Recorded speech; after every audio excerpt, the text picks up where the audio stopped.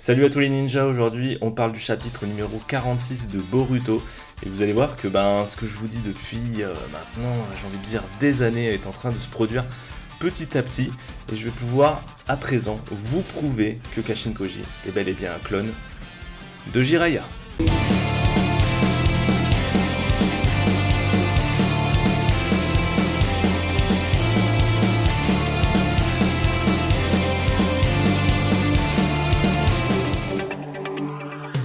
Alors, on a tous compris quand on regarde le chapitre que Kashin Koji est Jiraiya. Il y a quelque chose, en tout cas, il a quelque chose à voir avec Jiraiya. Maintenant, l'important, ça va être vraiment de vous prouver par A plus B comment et pourquoi Kashin Koji est un clone de Jiraiya. Alors déjà, avant de commencer à partir un petit peu dans tous les sens, on va déjà recentrer un petit peu le débat sur qu'est-ce que le Kama, parce qu'en fait, ce chapitre, il est excellent, parce qu'il explique vraiment, il donne énormément d'informations sur le Kama. Le Kama, c'est marqué dans le chapitre, on nous dit que c'est un dossier de sauvegarde des Otsutsuki. C'est des données. Ce qui est assez intéressant aussi, c'est qu'on nous explique qu'un Otsutsuki peut ressusciter, mais en fait, est-ce qu'il ressuscite vraiment? Par exemple, si on crée un clone de moi, mais que je suis toujours vivant, est-ce que ce clone de moi est pour autant moi? Non, pas vraiment en fait. Donc, ce que je veux expliquer par là, c'est que on crée un dossier à partir... ce Kama, c'est un dossier de sauvegarde. Déjà, d'une part, si le Ishiki actuel, qui est, on nous l'explique dans le chapitre, rétrécit, on va dire plus ou moins dans le cerveau de Jigen, parce qu'il ne veut pas en fait ressusciter, parce que le corps de Jigen ne supporterait pas en fait la puissance d'Ishiki, du coup... il ose pas en fait, il ose pas revenir à la vie par le biais de Jigen, mais est-ce que vraiment pour autant ça serait exactement le même? C'est-à-dire que par exemple si Kawaki en fait on sait, il nous explique que le Kama en fait c'est comme ça se fond dans le corps, au bout d'un moment ça décongèle, au bout d'un moment tu te transformes en la personne de Ishiki par exemple. Si Kawaki il se passe des années, Kawaki se transforme en Ishiki et Jigen n'a toujours pas été tué. Est-ce que ça pourrait dire par application qu'il y aurait deux Ishiki? Donc ça c'est une petite question qu'on pourrait se poser. C'est pas le plus important, c'était juste une petite réflexion que je me faisais. N'hésitez pas vous à me dire dans les commentaires ce que vous pensez de ça. Mais le plus important dans ce qu'on apprend sur le Kama, c'est vraiment cette notion de données et de sauvegarde. Moi, je pense, comme je vous ai dit, qu'Amado a été extrêmement intelligent et est extrêmement important dans l'histoire. Et je vais vous expliquer aussi tout à la fin de cette vidéo toutes les applications futures et possibles qu'Amado peut effectuer. Je pense qu'Amado a été recruté à la base par Jigen pour ses talents de clonage en fait. Je pense qu'Amado a reproduit, on a pu le voir dans les chapitres précédents, l'essence un petit peu du Kama, en tout cas à synthétiser le Kama pour justement, quand je dis synthétiser le Kama, c'est il en a compris son essence, et il a essayé de reproduire en fait un petit peu ce qu'est le Kama mais d'une autre manière. Je parle par exemple de Delta. Delta, on sait qu'elle a eu plusieurs corps. On sait qu'elle avait son petit drone qui servait en temps réel à récupérer des données de sauvegarde de sa conscience pour pouvoir retransférer ces données dans un autre corps. Pour autant, est-ce que la Delta qui est actuellement en vie est la même que la Delta qui s'est battue contre Naruto et qui est morte? Dans l'absolu, non. En fait, les données de sauvegarde, par exemple, si c'était son vrai corps à la base, même si de base le corps était plutôt cybernétique, c'est juste que vous, pour comprendre un truc, si c'était son vrai corps à la base et qu'un s'est fait détruire, son vrai corps est détruit, d'accord? La vraie Delta est morte. Ces données, sa conscience a été transférée donc dans un autre corps pour qu'un puisse, revenir à la vie. Mais est-ce qu'il aurait été possible, par exemple, de transférer ces données de sauvegarde de conscience directement, dans l'absolu, quand elle est toujours en vie, à des corps différents d'elle? Est-ce qu'il pourrait y avoir 3 deltas d'un seul coup? Ça, c'est un petit peu le genre de question que je me pose. Tout ça pour vous dire que on voit bien que le Kama a inspiré Amado pour ses futurs travaux sur tout ce qui, je dirais, sur le domaine de la cybernétique. Mais je pense qu'à la base, il a été recruté pour le clonage. Et on peut même le voir dans le nom de ses personnages, Il y a même un personnage qui s'appelle Code. Et moi, quand je vois Code, je pense tout de suite code génétique. Je sais pas vous, mais ça me semble tellement évident. La deuxième chose la plus importante, c'est que quand même, Naruto reconnaît le style de combat de Jiraiya, tout simplement. Il regarde Kashin Koji, il voit le mec, déjà qui se décrit lui-même, non pas comme un outil scientifique ninja, donc non pas comme un cyborg, il se définit comme un outil en fait dans l'absolu. Il y a un dialogue avec Jigen et il lui dit très bien, un outil c'est ce qu'est être, on va dire, shinobi. Un outil c'est, je suis un shinobi, en gros c'est ce qu'il dit à Jigen. Donc il se définit vraiment en tant que ninja, il se définit pas autrement. Et on sait que Jiraiya de toute façon c'était vraiment ce perso c'était l'incarnation de l'esprit ninja, on va dire. Et on voit que c'est ce que Kashin Koji répond, on va dire, à Jigen. Je pense que le truc le plus obvious quand même, c'est les marécages des limbes. Je suis désolé, je pense que si tout le monde, au moment où on a vu ça, je pense que là, la vidéo que je vous avais fait, je crois il y a au moins 1 an et demi, où je vous avais dit, c'était sur Kashin Koji, c'est Jiraiya. Je pense que c'est juste cette image, a prouvé que je racontais pas de la merde, déjà, de base. Là maintenant mon but c'est pas tellement tout le monde sait que Kashin Koji c'est Jiraiya, le but c'est pas ça, le but c'est vraiment de prouver que c'est un clone, que c'est pas un cyborg, que c'est pas c'est vraiment la technique du clonage. Et pourquoi j'ai envie de prouver cette technique du clonage? Parce qu'en fait ça va être très très très important pour la suite. Justement par rapport à la suite, et je vais vous expliquer en quoi les travaux d'Amado, que j'avais un petit peu commencé dans la vidéo précédente, sont importants. Et je vais vous expliquer comment ces travaux en fait vont permettre peut-être de tuer Jigen. Je vais vous soumettre une idée à la fin du chapitre pour comment tuer, pas forcément juste Jigen, mais on va dire un Otsutsuki, pour qu'il ne puisse plus ressusciter tout en, on va dire, n'ayant pas de perte, on va dire, du côté on va dire des gentils. Voilà. Alors les travaux d'Amado. Amado c'était un mec, je pense, qui faisait partie du village de la pluie. Pourquoi le village de la pluie? Parce qu'en fait c'était là où Jiraiya s'est fait un nom déjà de base contre, je sais plus comment il s'appelle, la salamandre là. Et c'est là que il a eu son titre pour le trio légendaire, justement, les Sannin légendaires. Et c'est là qu'il s'est fait un petit peu, je pense, qu'il a eu de toute façon c'est là qu'il a eu sa renommée, de toute manière. Je pense qu'Amado c'était un mec, c'était un scientifique de ce pays. Et je suis pratiquement certain que justement le but d'Amado ça a été de cloner le trio légendaire. Il a sûrement commencé par Jiraiya, ou peut-être qu'il n'a pas pu arriver à reproduire les corps de Tsunade et Orochimaru, alors peut-être parce que soit il n'a pas eu le temps, soit parce qu'ils avaient des structures différentes de corps. Toujours est-il que je pense que c'est soit au cours du combat, on va dire, contre la salamandre, où il a été prélevé un peu à la manière de Trunks, on va dire, enfin pas de Trunks, mais de Cell, je veux dire. Quand Cell explique comment il a, le docteur Gero a pris tous les styles d'ADN un petit peu différents avec un micro-robot.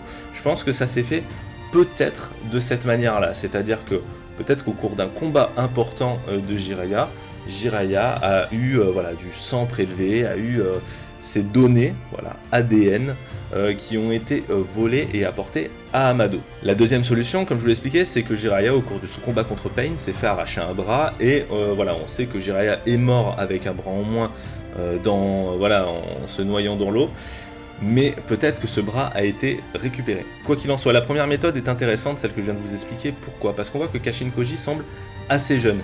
Et je pense que si c'est la première fois justement qu'Amado faisait un clone, il a forcément dû avoir du temps, on va dire, pour mûrir, pour grandir. Et au vu des événements et de la chronologie de Naruto, ça semble quand même plus évident que Kashin Koji, en gros, ait grandi pendant que Jiraiya, en fait, était toujours vivant. Peut-être, à la sortie un petit peu de cette guerre du village de la pluie. Plutôt que... Est-ce que vraiment Amado a pu directement avec des données ADN reproduire pour, je pense, une première expérience? Parce que je pense que c'était sa première expérience, Kashin Koji, parce qu'on voit que c'est un humain profondément, c'est pas un cyborg. Et est-ce que, parce que en gros, si c'est le deuxième cas de figure que je vous ai donné, ça veut dire qu'il a reproduit directement le corps de Kashin Koji, donc le corps de Jiraiya adulte. d'un seul coup. Après, on nous explique que Kashin Koji, il a été expressément créé justement pour buter Jigen. Et voilà, c'est pour ça, il y a ce terme de créer, de création. C'est pour ça que je parle de clonage aussi. S'il a été créé uniquement pour buter Jigen, ça pourrait être voilà, la troisième étape, la troisième solution que je peux vous donner. C'est tout simplement, il a dû subir, je pense, des accélérateurs de métabolisme, ce genre de choses. Peut-être que justement, Amado avait commencé des travaux, mais qu'il n'a pas pu les poursuivre ou les finir, en gros, parce que tout simplement, il n'avait pas de la technologie nécessaire pour pouvoir mener à bien ses recherches.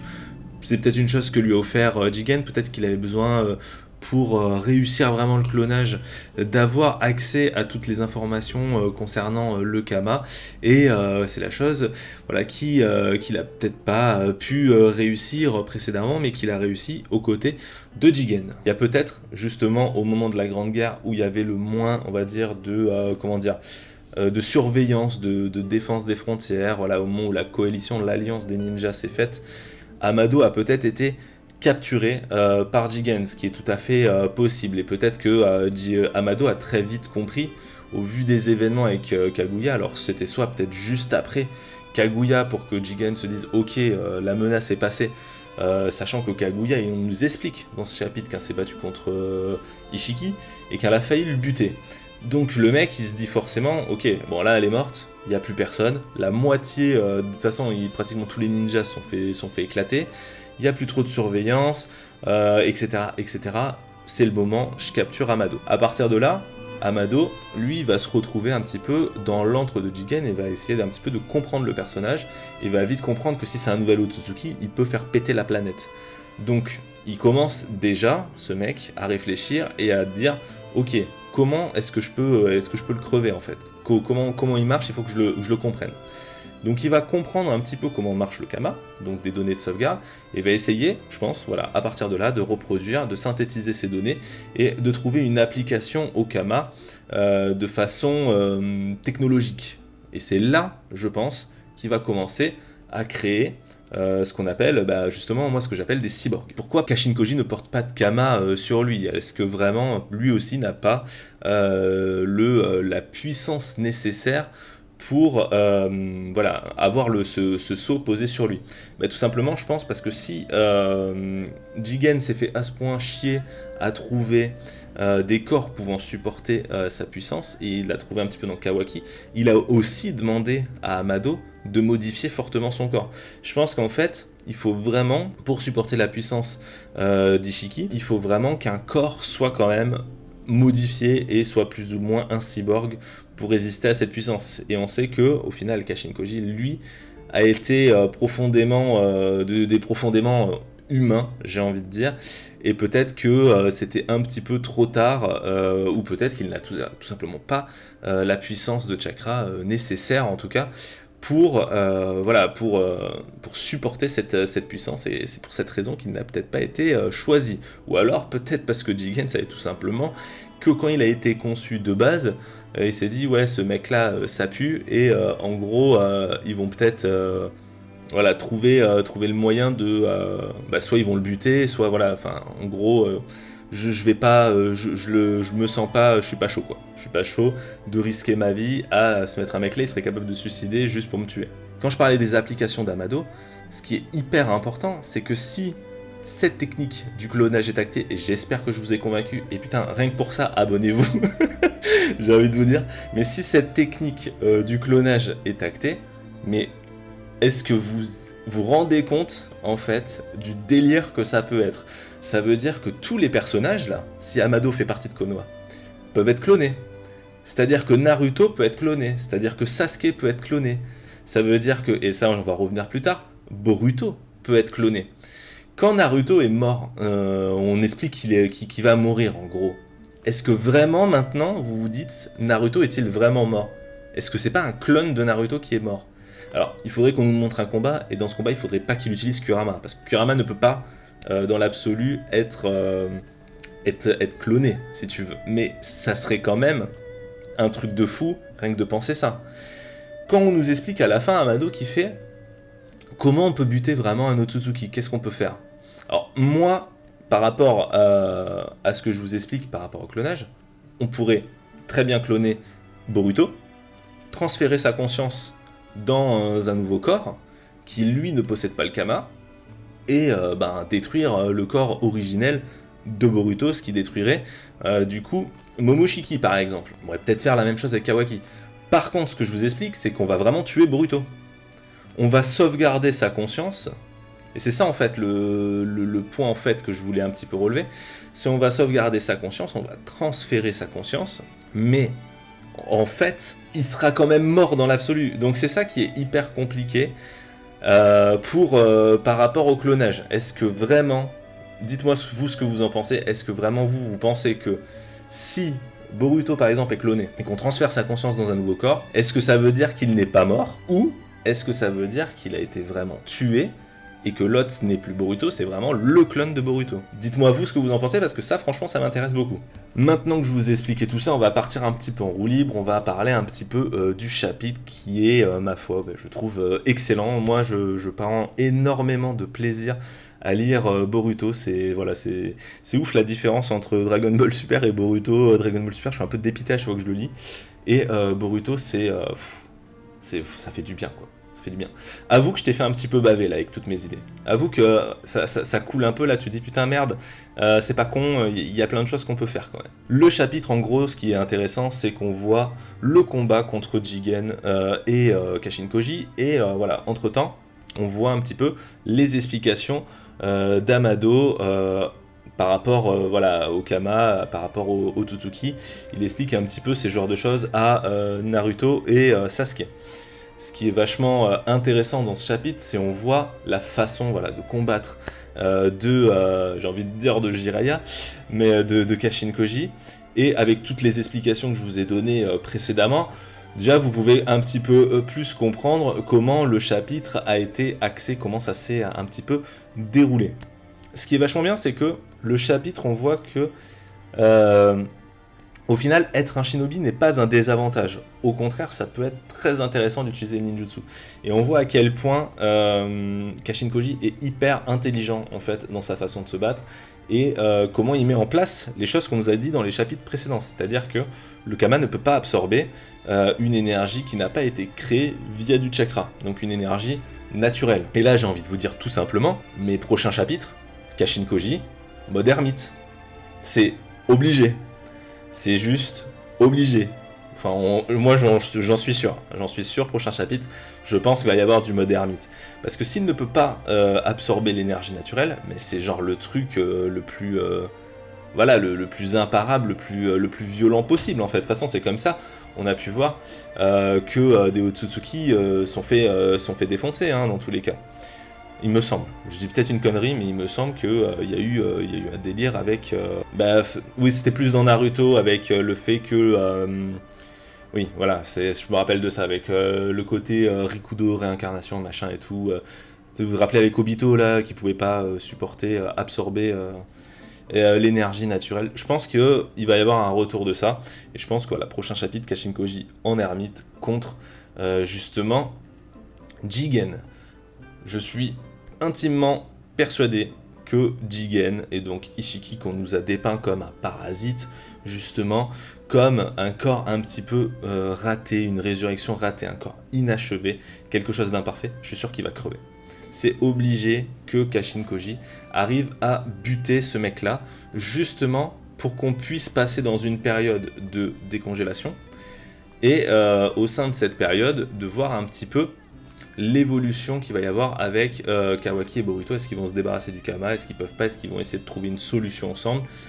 Est-ce que, combien de temps ça va prendre est-ce qu'ils vont devoir se préparer à un événement au vu de cette possible résurrection? Peut-être au moment où le corps change, Amado va peut-être dire, là, au moment où il va se transformer, moi je connais une technique qui pourrait retirer un petit peu cette entité du corps d'origine. Après la question c'est est-ce que Kashin Koji va survivre ou pas? Moi je pense que oui quand même, ça serait quand même vachement intéressant que Kashin Koji survive, tout simplement pour des retrouvailles avec Naruto, ce qui serait justement hyper perturbant pour lui de retrouver, on va dire, son maître Jiraiya, sauf qu'en fait c'était pas lui, c'est un clone.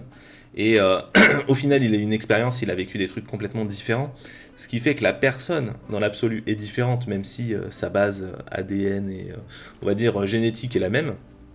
Mais vu que cette personne a grandi différemment, même si au final, ils vont y avoir des points communs, ils vont quand même voilà, avoir une base un petit peu différente. On sait, je rappelle dans le rouleau des ninjas, qu'il y a un nom inconnu qui est inscrit. C'est peut-être aussi, justement, Kashin Koji. Si son nom est inscrit, je rappelle que voilà, c'est très, c'est possible hein, qu'il ait appris lui aussi les techniques ermites. Ok, à partir de là, on va éviter que la vidéo fasse 2 heures. Je pense que je vous ai donné suffisamment d'informations possibles. J'espère que je vous ai convaincu sur le fait que Kashin Koji est bel et bien un clone et pas autre chose de Maître Jiraiya. J'espère que vous avez aimé cette vidéo. Si vous avez trouvé cette vidéo pertinente, intéressante, n'hésitez pas à la liker, à la partager. Je sais que tout le monde vous le dit, je sais que c'est chiant de prendre 2 minutes et tout, mais en vrai, prenez 2 minutes pour un mec comme moi qui fait 4 vues que contre, voilà, que je sais pas, un autre youtubeur qui lui fait 100K vues, tu vois, en 10 minutes. Parce que c'est super important au final le référencement. Et dites-vous que si on est plusieurs, justement, à pouvoir débattre, à pouvoir balancer des commentaires, à répondre, je pense que voilà, tout le monde peut vous dire, toutes les personnes qui vont balancer des commentaires, que je réponds vraiment, vraiment à tout le monde. Et que mon but, voilà, c'est vraiment de pouvoir débattre avec vous. Donc abonnez-vous, likez, partagez la vidéo. Je rappelle également que ce mercredi, donc le 27, je vais faire un live, justement, avec un abonné. Sur Dragon Quest, sur le stream live qui va du coup sortir au Japon. Donc n'hésitez pas à être nombreux. Comme vous le voyez, ben, ça s'est décidé comme ça. J'avais dit dans une vidéo, là, s'il y en a, ils sont chauds pour discuter, pour débattre et tout, ben, venez me voir, contactez-moi. Et vous pourrez voir que cette personne m'a contacté très facilement, on s'est super bien entendu, ça se passe bien, c'est cool.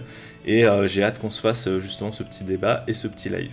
En attendant, on se retrouve pour une nouvelle vidéo, je l'espère, pour ce petit live. Et sinon, ben, je vous souhaite voilà, tout le meilleur et une bonne journée. Et ciao tout le monde.